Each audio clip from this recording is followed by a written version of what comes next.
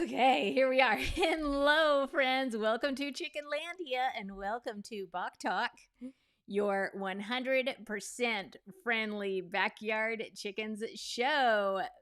My name is Dahlia, aka the president of Chickenlandia. I'm a backyard chicken educator that has found peace and joy in the chicken yard, and it is my mission to help you find that too. Oh my goodness, friends. Today is episode 2 of season 6. That's right. Is that right? Yes.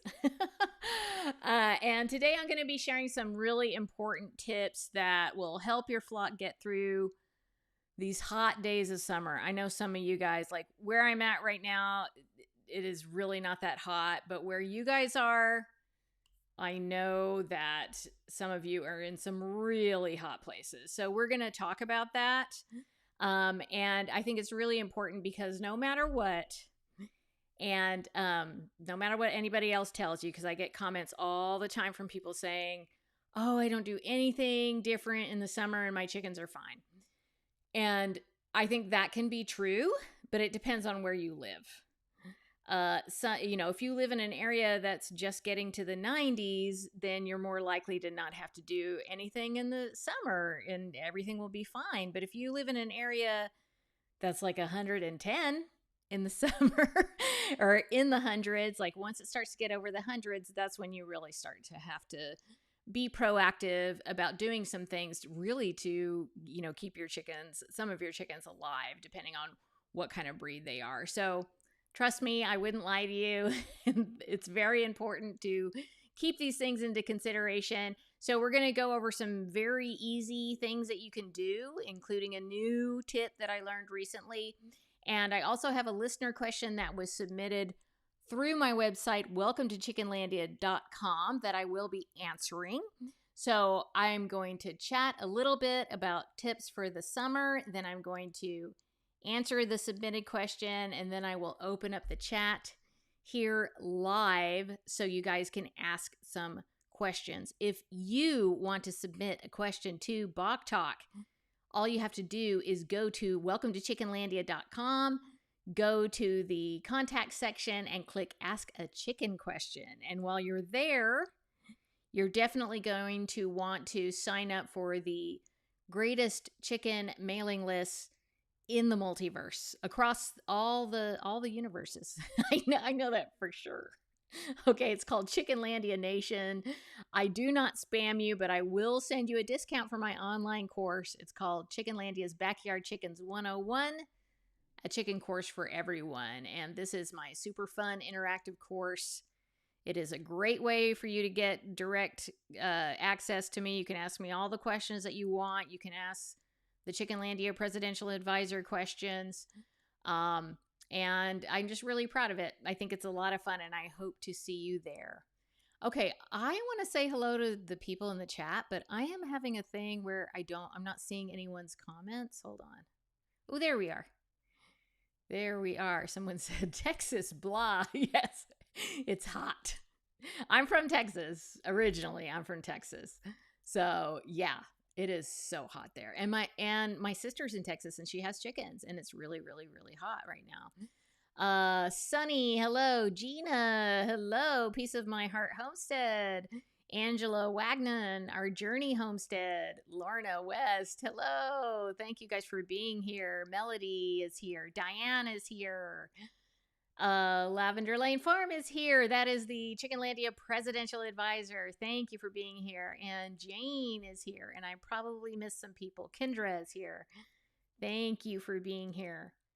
Okay. Oh my gosh. I am just like not being good at figuring out how to do my display here. Sorry, guys. Okay. All right, so let's get right into it. When it comes to keeping chickens during the hottest days in summer, I want you to really focus on just 3 very important things: hydration, shade, and airflow. All right, so we're going to go through these really quick, and then I'm going to give you the special tip that I learned recently. So let's start with hydration. Obviously, I mean, this is kind of common sense, but I'm going to say it. Your chickens need to have clean, cool water at all times. Make sure that your watering station is not placed in the direct sunlight. Change it as much as you can. I know, some of you guys, you have to go to work during the day, so obviously you wouldn't be able to do that, but just do the best that you can. It's great to have extra watering stations when it's really hot, and you can add like frozen fruit to their water to make it more enticing.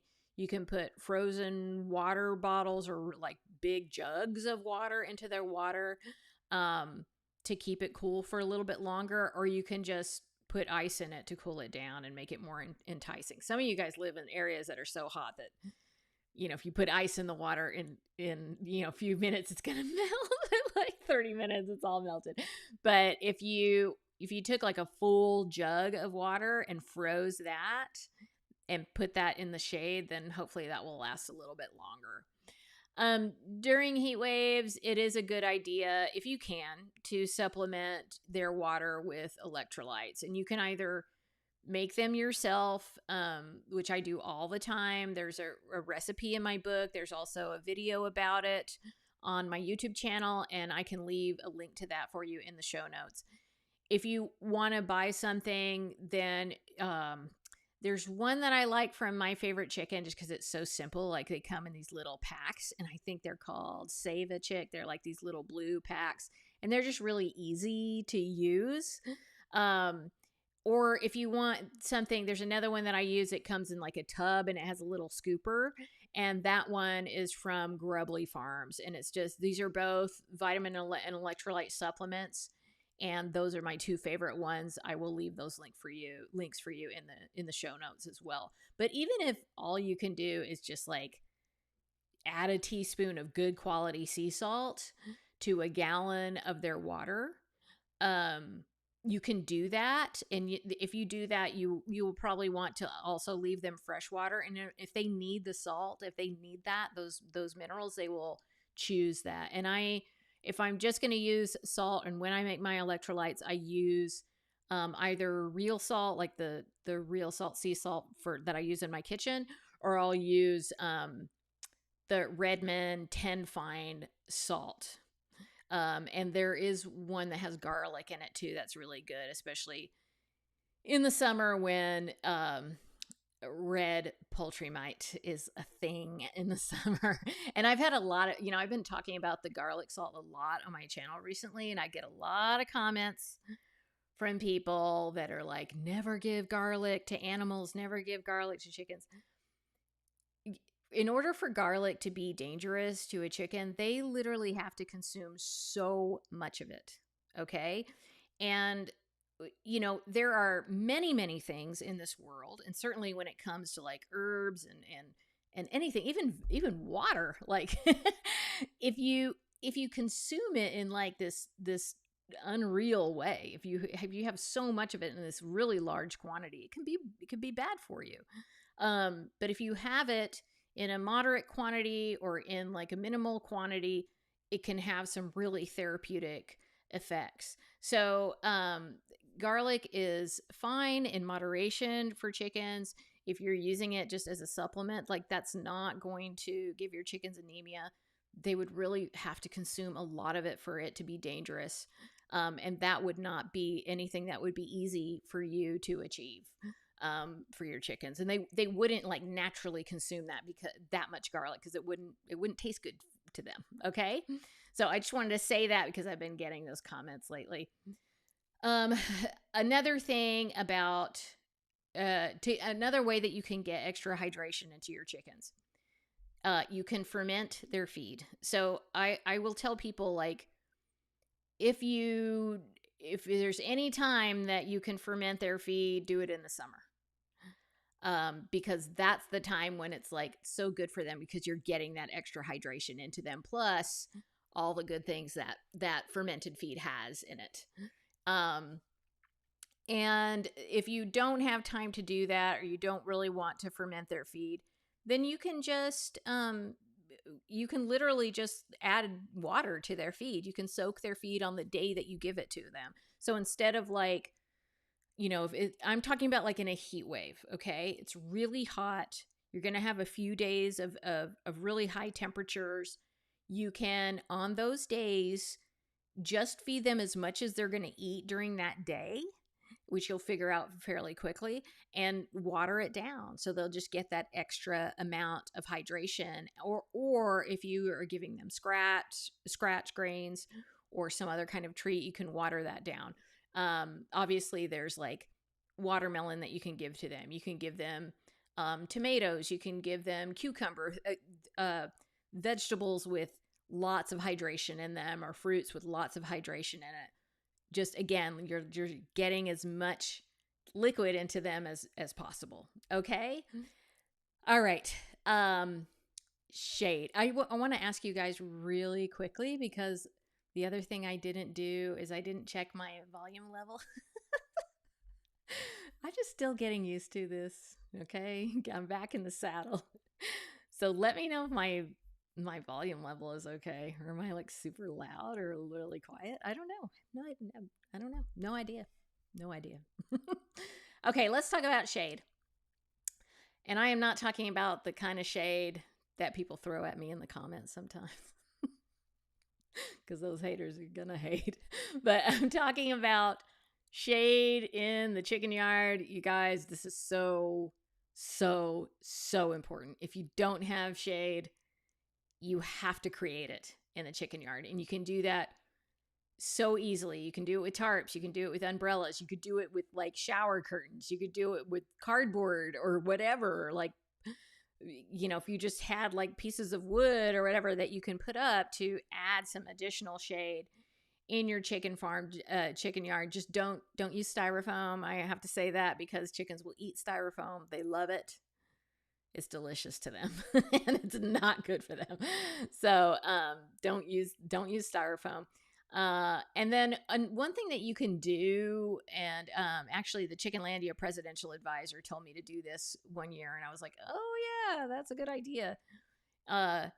Where you create your shade, put some extra sand or some extra dirt in that area, so that they can have a dust bath in that area. Because what they will do, it will encourage them to have a dust bath if it isn't already sandy or full of dirt in that area. Because what chickens like to do when it's really hot is they will take take a dust bath, and you'll see that they're really digging deep. It's because they're getting to that cool earth underneath. So that is one way that they cool off. So if you can create that scenario for them, then that they will go to that. I have an area in my yard right now where I have this little coop that's not really being used, but it's got a run inside of it. And for some reason, there's a lot of dirt in that run. And it's been in the 80s, which is really hot for where I live. Okay. I know it's not. Remember, I'm from Texas. Okay. I know that's not actually hot, but where I live, that's considered very hot. And my chickens are, they're reacting to things relative to what they're used to. So to them, it's hotter. So they all go in there and take a dust bath, like in the shade when it's hot. That's where you will find them. So creating that in their yard will be really good for them. So last but not least, let's talk about airflow. If you can safely open windows without introducing predators into your coop, definitely do that. If you need to add hardwire mesh or some kind of thick wiring to your windows so that you can open them safely, do that so you can get as much ventilation in your chicken coop as possible during this time. And of course, cross ventilation is the best. If you can put, in the summer, it's cross. Okay. Thank you, Big Daddy Kahuna. Thank you. If you can, in the summer, ventilation closer to the bottom of the coop is best. And in the winter, you want it as high as possible. Okay. But either way, you can open up the windows, you don't need to really be worrying about drafts or anything like that in the summer, because it is, if it's very hot, don't worry about that. Sorry. Sorry, I got to say something. Hey, Chickenlandia presidential advisor, if somebody's making a comment a lot, can you please do something about that? Okay. Okay, here is my pro tip that a friend of mine. Oh, I want to say a few more things. If it's really, really hot in your coop, in addition to airflow, you can get a jug, get one of those like big gallon milk jugs, fill it with water, and like put one of those or two of those in your coop, put a couple of them in the run, put them in places where you have shade, and they will literally like go up to that and cool off, and it'll help to like cool the air down in those areas. I do have what I call a redneck air conditioner that I made for my chickens, and I have a video about that, so I will leave that video for you in the show notes too. It's basically you just take a cooler, you put ice or you put frozen water jugs in it, and you put it out there for the chickens, and they go and they stand next to it. So and they love it. That's their little air conditioner. So that's another thing that you can do to just keep the airflow as cool as possible. Okay, so here is my pro tip. I learned this recently. This is from my friend Heather, who is the founder of the Backyard Chickens Summit and also the Chicken Health Academy, if you guys have heard of that. I've participated in those things every year, and they're great. And she's really super smart, and she's always giving me new ideas on how to take care of my chickens. And she told me that during the summer, especially when it's really hot, it is a great idea to take fresh mint and just put it in your flocks water when it's really hot. And I was like, oh, that is a really good tip, is just to take fresh mint. I mean, you could make a tea out of it too. But it would be simple and fine to just take it and put it in their water. And mint is so easy to grow. In fact, it's rather invasive if you don't kind of keep it contained. So I do have some mint that I literally did not take care of at all for like 2 years, and it's still alive. And that is growing near the chicken yard. So you can just take some of that and put it in their water. And that's another great way to help to cool their systems down when it's really, really hot outside. So that's it. That is my awesome tip that I learned. I'm definitely going to try that this year too. So if you try it, let me know. Let me know if it was helpful to you. So okay, and that's it. Those are my most important tips. Of course, I'm sure a lot of you guys have good tips for the summer. And if you have them, you can always leave them in the comments. All right, because I know that everyone in this Chickenlandia community, they're always looking for that kind of thing. So I am going to answer a question right now that I received through the Chickenlandia website. Welcome to chickenlandia.com. But before I move on, I need to make 2 very special announcements because, folks, I got to pay those chicken bills. I have spent so much getting this chicken game off the ground, okay? Because the chicken game is, it's no joke. It's real, okay? And I need to earn something back at this point. So I need to let you know that, as always, this podcast was brought to you by the folks at My Favorite Chicken. My Favorite Chicken is my favorite online shop to get my feed. I get my non-GMO, organic, and socially responsible scratch and peck feed. I get my chicken supplies. I get my fun chicken treats like chicken fondue. It's even in the name. And so much more. Definitely go check them out. I will leave their link in the show notes, plus a coupon code for you. This podcast was also brought to you by the folks at Small Pet Select. Small Pet Select has an online shop that I know you will love. And guess what? They are in the UK too. I told you guys we're going international. Right now, I am using their herbal supplements. That's my favorite thing from them right now. But they have a lot of different products. But I'm loving Flower Power. I'm loving their plantain supplement and their nettles supplement. And all of those things are so good for your flock, full of magnesium and phosphorus and vitamin E and thiamine and all those really good things that are great for chickens. And especially nettles right now, because we are going into molting season. Pretty soon, if you haven't started to see them yet, you're going to see feathers all over your yard, depending on the age of your chickens, okay? So nettles are really good for chickens during molting season. It just helps them with growing their new feathers. And Small Pet Select has a whole bunch of other fun little things. If you have rabbits and chinchillas and hamsters and things like that, they've got the fun stuff. Okay, so I am going to answer a submitted question right now, and then I will open up the chat for questions. So this question is from Emma. Hi, I am based in the UK. I recently came across your videos, podcasts, and I just purchased your book. Thank you, Emma. The reason I stumbled across your site is because my flock has been hit with the chicken sniffles. Oh boy, I know what that's like. We are on day 7 now, and the symptoms seem to be improving. Everyone is eating well and being chickens. Symptoms were sneezing, clear, runny nose, which I like beak or nares, a few soft eggshells, very normal if they have something like that going on, and a day or 2 of being withdrawn.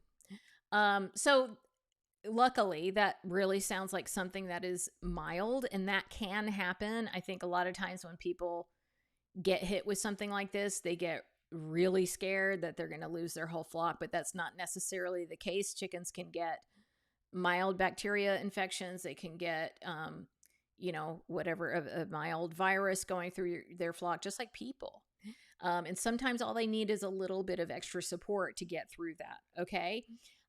So Emma, I know you sent this to me a while back, so I hope everybody is much better now. And you said, I have been giving them Aviform respiratory stuff, applying VetRx, and dosing with Poultry Boost vitamin drops. So all of that sounds really good.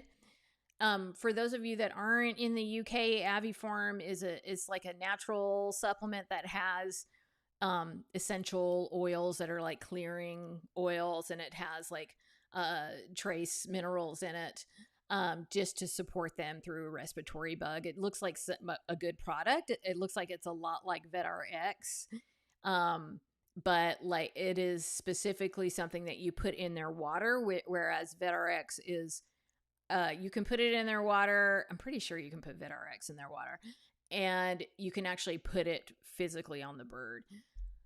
So Emma's question is, I know preventative is better than the cure, but I'm overwhelmed by all the recommendations of adding supplements to flock water and feed, and I feel like if I did all that, then they would be getting something every day, i.e. apple cider vinegar, poultry vitamins, oregano oil, feather and egg, and bone supplements.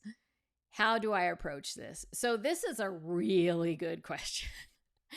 And I kind of come up against this all the time because, as somebody that's on YouTube, I do have like sponsorships, and the way that I get those things is I will use a product, and if I really like it, I will reach out to the company. It's pretty rare that a company will reach out to me. I mean, sometimes they do, but a lot of times I'll ignore that if I haven't like tried the product, or like I have to believe in something in order to like want to sell it and share about it. So because of that, and because I have such a dynamic flock that's been through many things, there's a number of different supplements that I'll use, and I've talked about a lot of them on my channel, and I think a lot of people and in my podcast.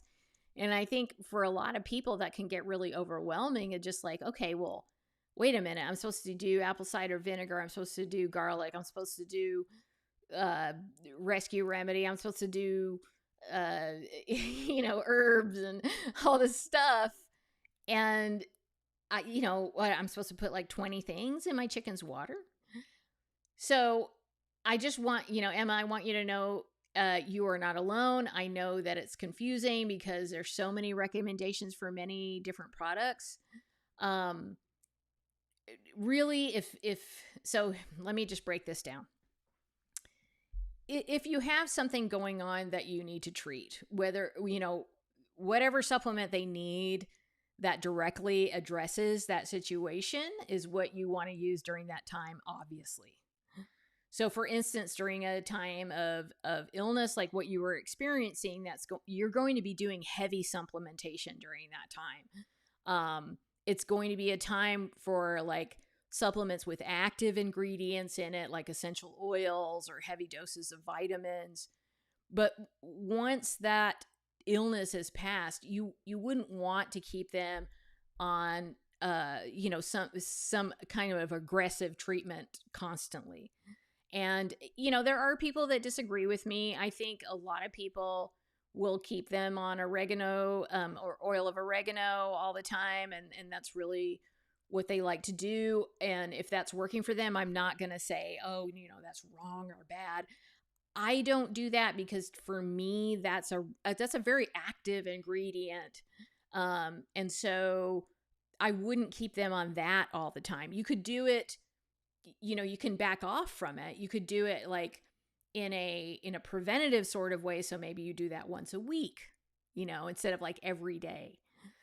But for maintenance, a lot of that depends on what your flock has experienced and, what kind of products you like best and what you lean towards, and how those products can work best together. But usually I would recommend, this is just like very basic, that you can start here and then play around with it.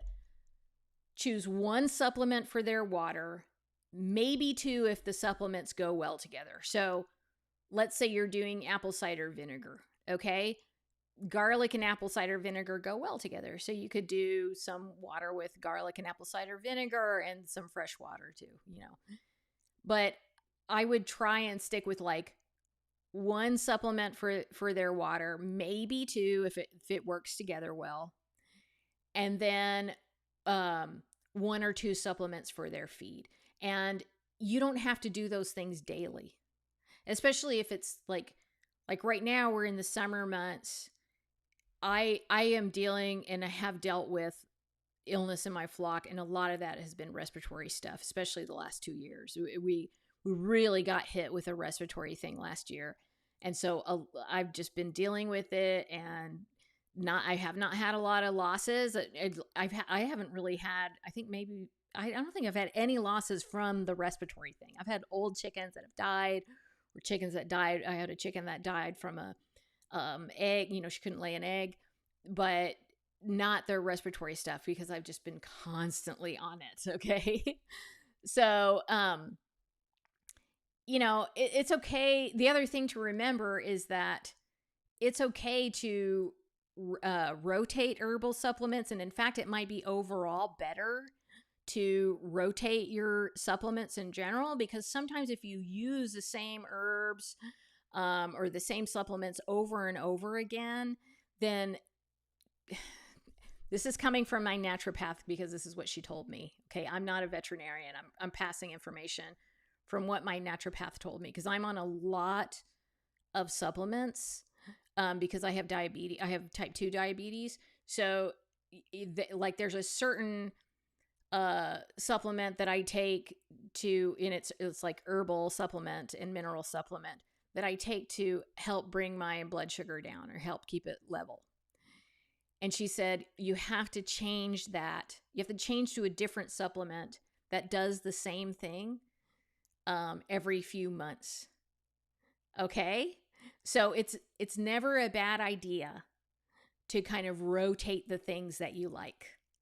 Now, if you're in a situation where you have to address a specific condition, you don't want to be like, you choose what you're going to use and do that. Okay? But for instance, like I really like oregano and thyme. If you're going to do any herbs for your chickens, oregano and thyme are great. You can keep them on that all the time. Okay. So, but you could also keep them on oregano and thyme for a certain few days a week, and then give them nettles and plantain on the other days of the week.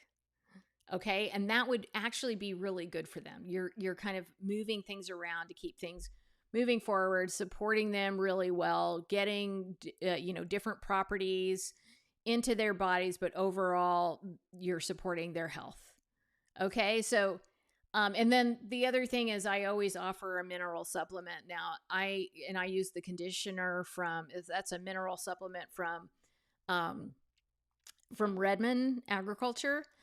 And I always use that because of everything that my flock has been through. I just keep them on that all the time. And that's fine to keep them on that all the time.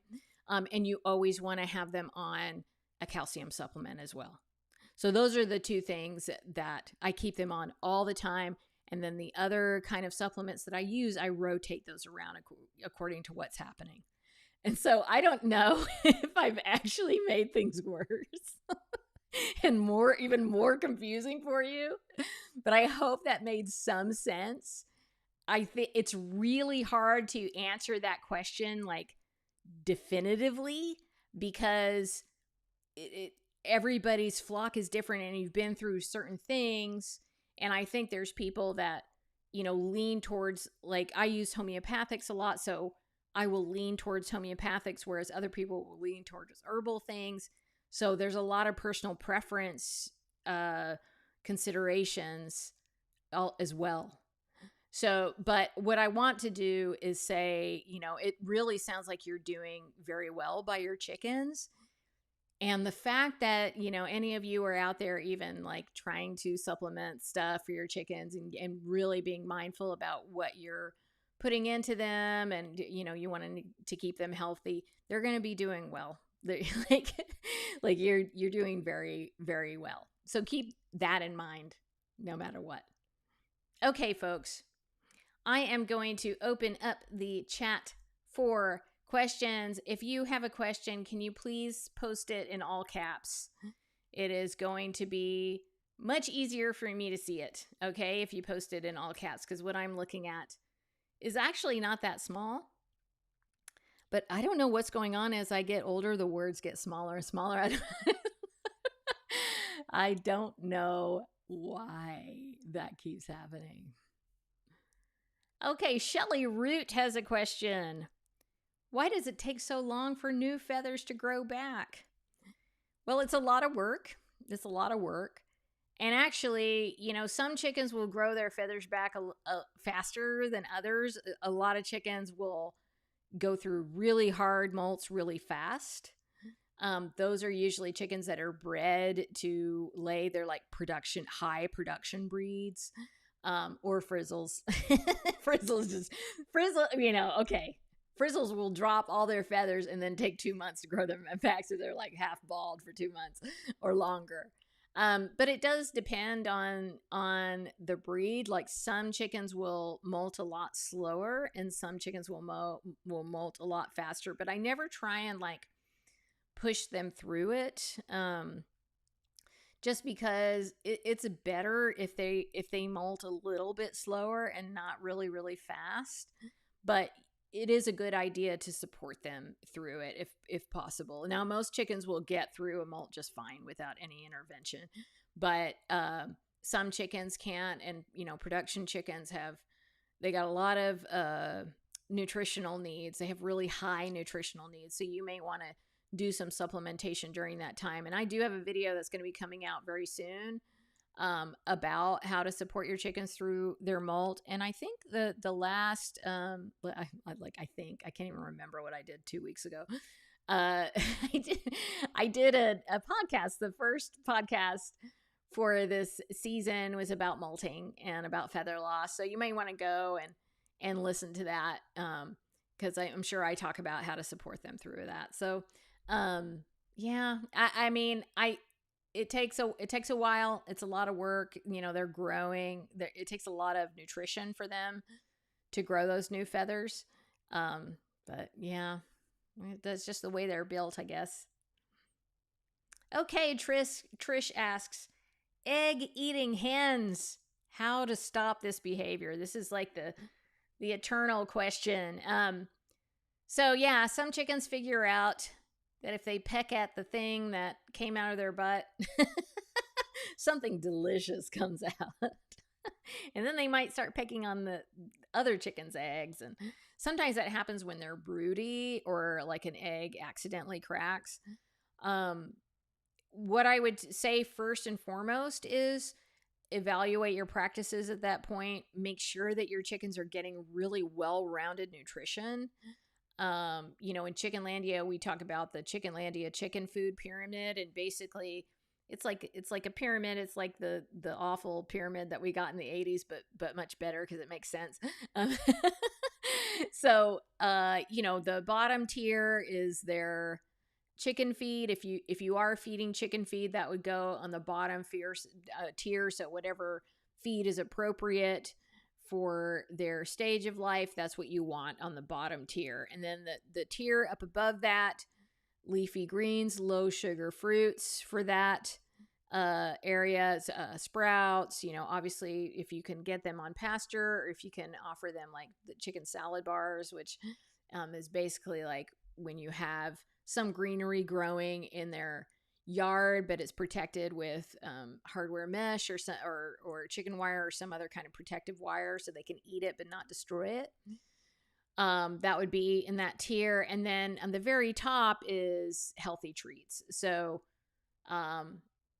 things like if you're going to give them corn, or you're going to give them, cracked corn or scratch, or mealworms or scrambled eggs, or scraps that aren't, like proteins, scraps that aren't leafy greens or low sugar fruits. So like high protein scraps, but you want it to be healthy, and you want it to be balanced. So I think a lot of times people will ask, what specifically do I need to feed my chicken in a day? And they want things to be really, just really clear cut. And it's, we don't eat that way. When we're eating, hopefully we're being balanced about it, and we're just kind of have like a natural idea of getting all the things that we need. And that's how I want you to think about your chickens too, is focusing on not any one nutrient in particular. There's certainly like protein and calcium that you do want to be aware of all the time, but never in an unbalanced way. You want to think of nutrition as a whole. Okay, so that is really the first place to start, because they may be missing something, and that's why they're eating eggs.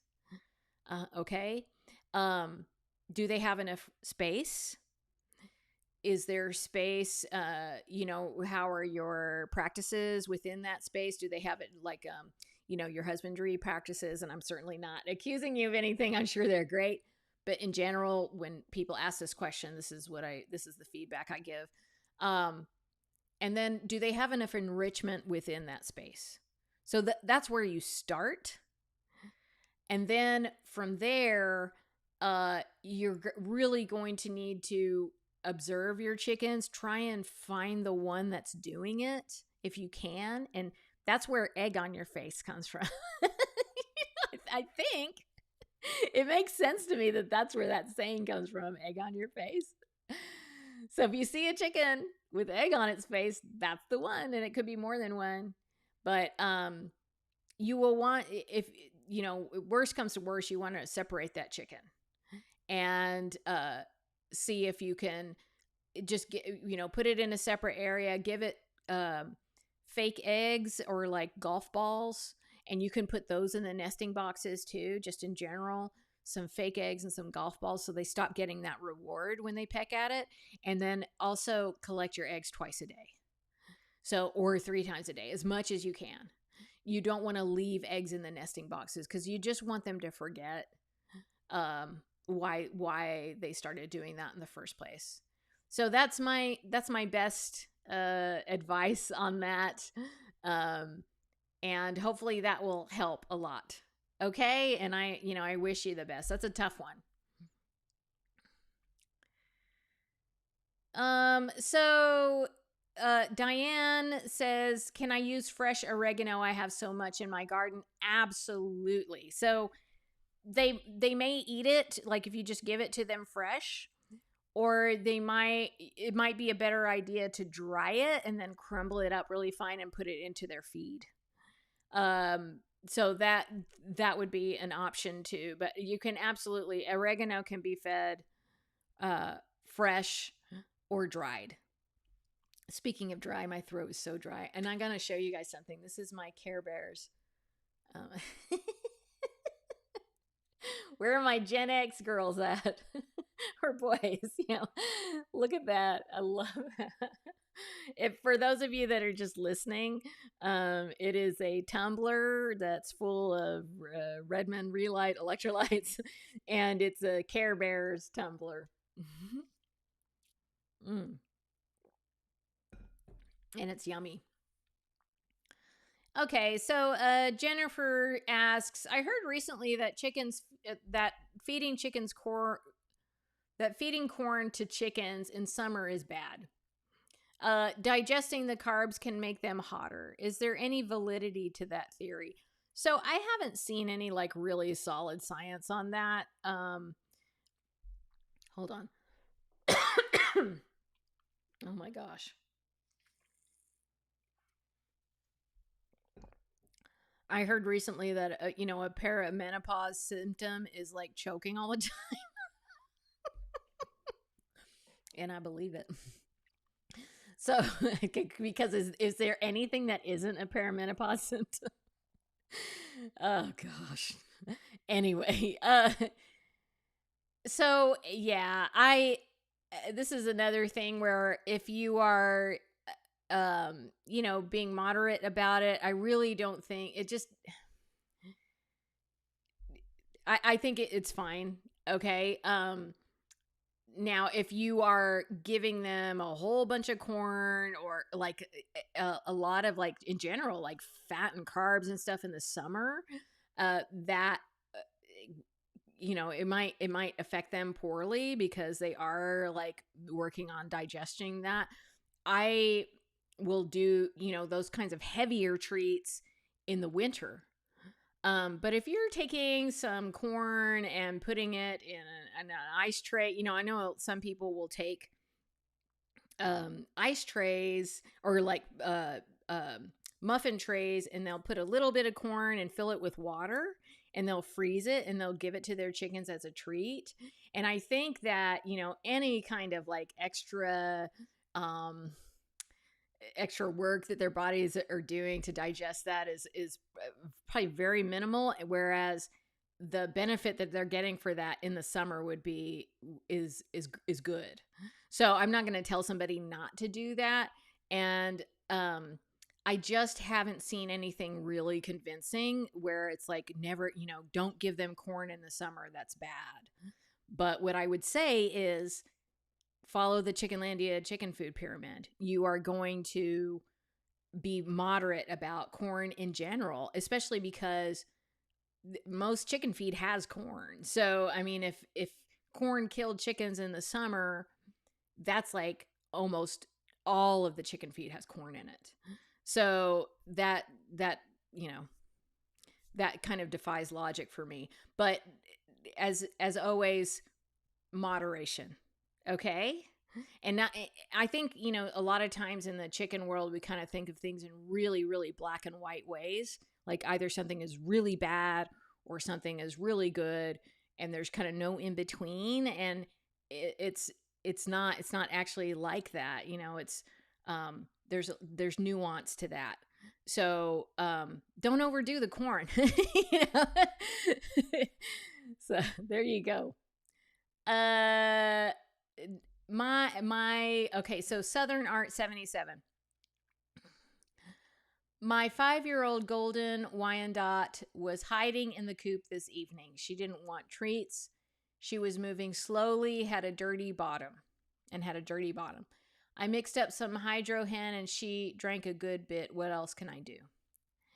Okay, so, maybe, I don't know what the weather is where you are.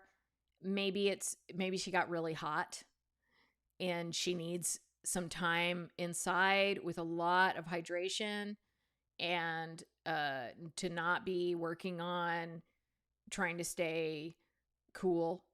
So I would keep her inside and do the rest method. I'm sure, if you follow me for a while, you know what the rest method is. It's on my channel. If you're curious about it, you can Google, rest method Chickenlandia, and it will come up. And of course, it's in my book and my course and everything. So definitely you want to give her some cool days inside, and see, sometimes all they will need is a chance to get some good TLC, and they can recover. Now, what is concerning me is that she has a poopy butt. It could be that that's an infection going on. And when that happens, sometimes the only way to get through it is with, antibiotics from a vet. And I hate to say that, I never want that to be the case, but I will tell you that is a possibility, that she's got some kind of an infection. Usually has to do with a broken egg inside, or some kind of reproductive problem that she's having that's caused an infection to happen inside of her. If you absolutely can't get antibiotics, this would be a time to try oil of oregano in her water. And I would just do like maybe 1 or 2 drops per gallon of water for her to see if that will help her clear that infection. Another thing that you could use, and this is an either or, you don't want to use both, but you can replace her water with a good quality colloidal silver supplement. So, gosh, I can't remember the main one that is always sold, at wherever your health food store is, they're going to have a colloidal silver supplement. It's expensive, but if you can replace her water with it, I would do that. It's a bit drastic, but that's what I would do in that situation if I thought she had an infection that really required antibiotics. The other thing that you can do is, if you can't do that, is look up the dosage for parrots, and according to her weight, that's how much you would give her a day, because a lot of people that have parrots will use colloidal silver. So yeah, I wish, I hope it's just something that she just needs a few days inside, and she can get over it. Okay. And it's good that you gave her, some good hydration when she got inside. Okay. I am going to do one last question, but before I do that, I want to remind all of you that I have a book. Did you know I have a book? Look at this. Oops. Look at this. That's my book. This book is available for order. It's on Amazon. It's at Barnes and Nobles. It's at your local bookstore, hopefully. If not, tell them about it. I will leave a link for you in the show notes. It's called Let's All Keep Chickens, the Down-to-Earth Guide to Natural Practices for Healthier Birds and a Happier World, because that's what we're all about in Chickenlandia.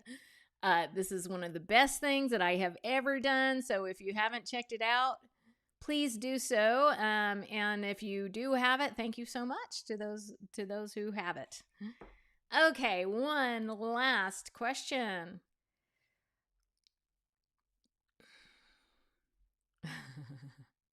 Sorry, I'm reading the Care Bears. Oh, so this is not the last question, but I'm going to answer it. Michelle asks, when will we be able to purchase your second book? 2027. Okay, the beginning of 2027, which I know sounds like a really long time, but it's actually not that far away. Okay. Sorry, I'm just looking for one more question. Oops. Oh my goodness. Well, I don't think we have another question. Do we have one more question? If you have one more, I'm going to wait. If you have one more question. Oh, Sovereign Silver. Yeah, that's the one that everybody likes. If you have one more question, please post it in the comments in all caps. Let me actually go up and see if I can find one.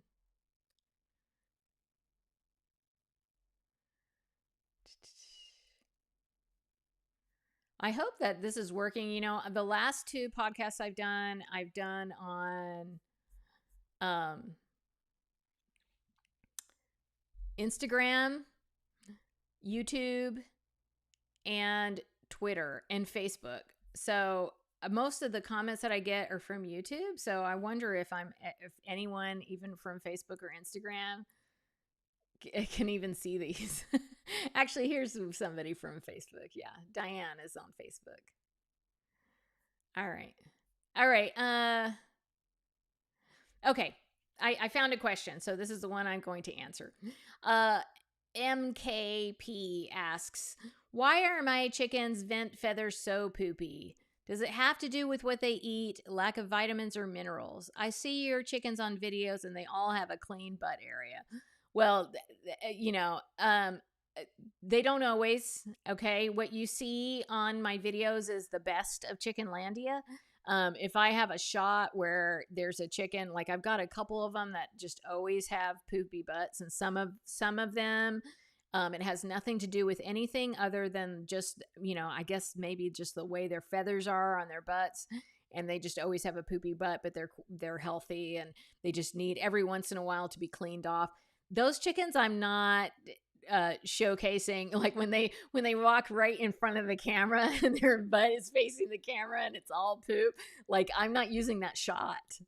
So please keep that in mind. Like what you're seeing is like the best of what I have to show. I try to be real, but not that real. So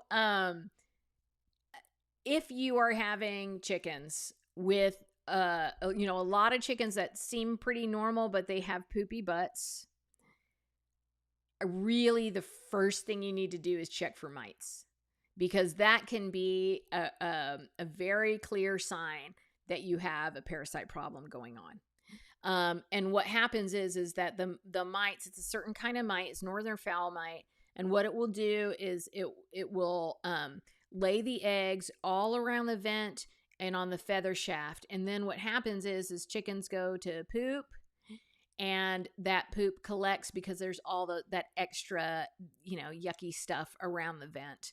Eventually what you'll start to see are bloody eggs. Okay. So if you're seeing those two things together, the first thing I would do is make sure that there's not a parasite problem going on. And then just focus on overall nutrition. Like make sure they're not getting too much of one thing. If they're getting 5 watermelons a day, like they're going to have poopy butts.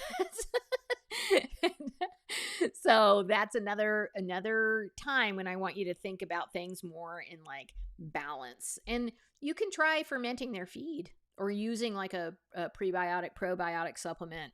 Grubbly Farms has a really good one of those. It's another one of the ones in the little tub. That might be something that you can try.